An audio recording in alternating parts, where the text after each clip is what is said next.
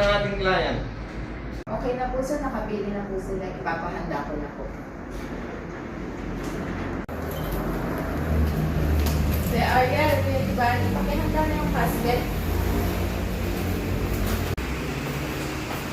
Para ito yung kabaan na ihahanda. Ay ma'am, mabigat yan. Kasi dadalawa lang kami.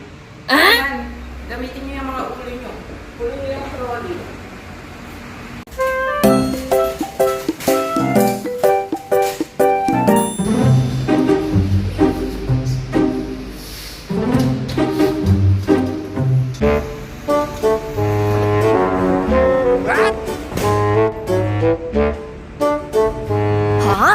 哎呦我的妈！